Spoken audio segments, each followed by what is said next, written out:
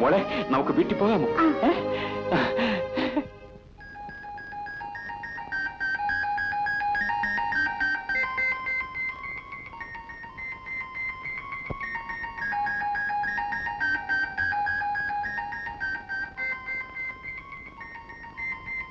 അമ്മേ,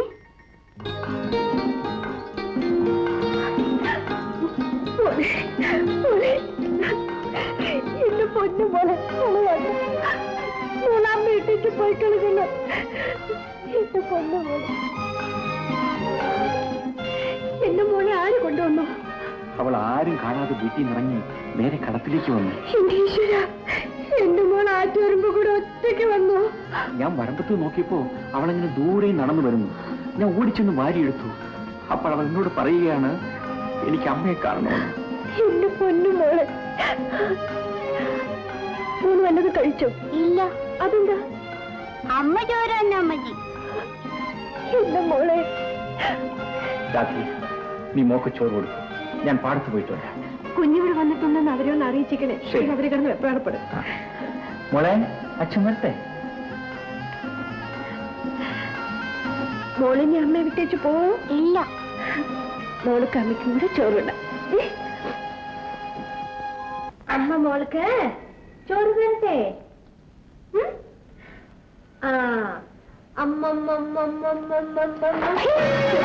നീ എന്റെ കുഞ്ഞിന് കൈമാറ്റം കൊടുക്കുന്നു. ശരി, നീ ആരും കാണാൻ വന്നല്ലേ? നിന്നെ ഞാൻ അമ്മയോ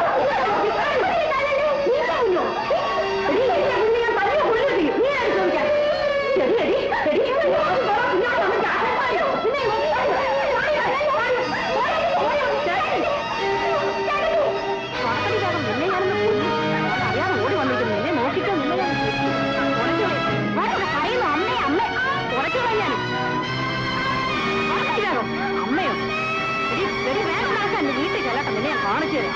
അമ്മ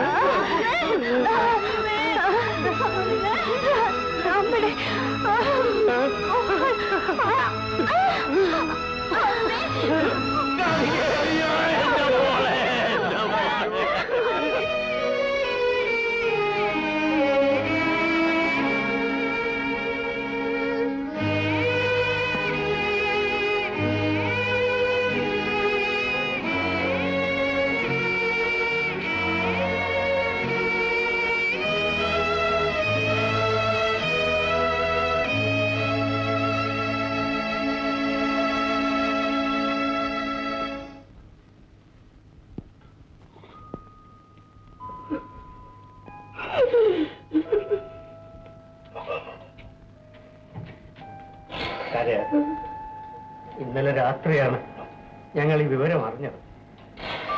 ആരെയും അറിയിക്കാതെ ഞങ്ങൾ പോയതും എന്നെ പോലും അറിയിക്കാതെ. നിന്നെ ആശ്വസിപ്പിക്കാൻ എനിക്ക് വാക്കുകളില്ല. എല്ലാം വിധിയാണെന്നോർത്ത് സമാധാനിക്കും. എന്റെ മനസ്സ് മരവിച്ചു പോയി. എനിക്കിനി ഒരേ ഒരാഗ്രഹമേ ഉള്ളൂ, എത്രയും ക്ഷണത്തിൽ എന്റെ മകളുടെ അടുത്തെത്തണമെന്ന്. മോളെ, രാധികയുടെ കല്യാണ ദിവസം ഈ ഗോപികൾ പറഞ്ഞത് ഓർമ്മയുള്ളൂ. ആദ്യമായി ഞാൻ നിങ്ങളെ കണ്ടപ്പോൾ നിങ്ങൾ വെള്ളിക്കപ്പ് സമ്മാനം വാങ്ങിച്ചു. രണ്ടാമത് എന്റെ കയ്യിൽ നിന്നും കല്യാണ സമ്മാനം വാങ്ങിച്ചു. ഇനി കാണുമ്പോൾ എന്താണാവോ വാങ്ങാൻ പോകുന്നത്. അതാ എല്ലാം കളഞ്ഞു കുളിച്ച് കണ്ണീര് കൈയുമായി അപ്പുറത്തിരിക്കും. ആ ദുഃഖമാണ് എനിക്ക് കാണാൻ വയ്യാത്തത്.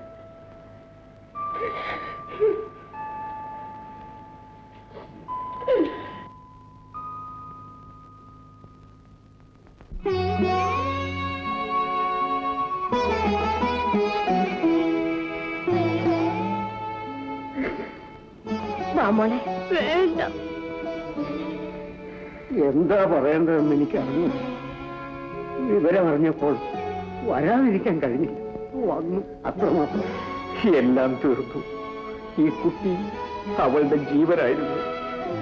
ഇതിനെ രക്ഷിക്കാൻ വേണ്ടിയാണ് അവൾ മരിച്ചത്. എല്ലാം ഞങ്ങൾ അറിഞ്ഞു. ഇവൾക്ക് വേണ്ടി മാത്രമാണ് ഇനി ഞാൻ ജീവിക്കുന്നത്.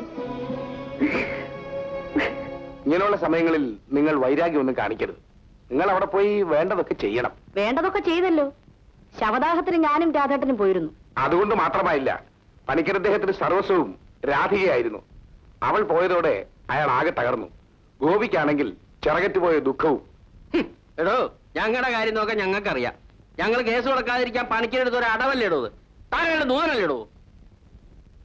ഞാൻ നിന്നോട് ചോദിക്കുന്നു, നിന്റെ ഭാര്യയും അമ്മായി അച്ഛനും മറുപടി പറയുന്നു.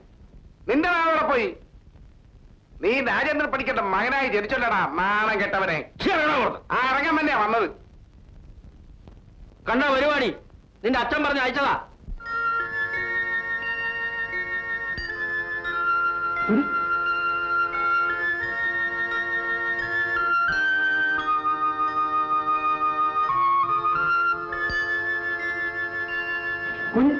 കുറിപ്പേട്ടിന് ഇപ്പൊ എന്തോ വേണം? തേങ്ങ പഴുത്ത് കിടക്കുന്ന ഈ വക കാര്യങ്ങളൊന്നും കുറിപ്പേട്ടൻ എന്നോട് പറയാം. ഈ വീടുമായി ഇനി എനിക്ക് എന്താ ബന്ധം? എനിക്ക് സ്വത്ത് വേണ്ട. വേണ്ടവർക്കെല്ലാം എഴുതി കൊടുക്കാൻ അമ്മാവനോട് പറഞ്ഞേക്കും.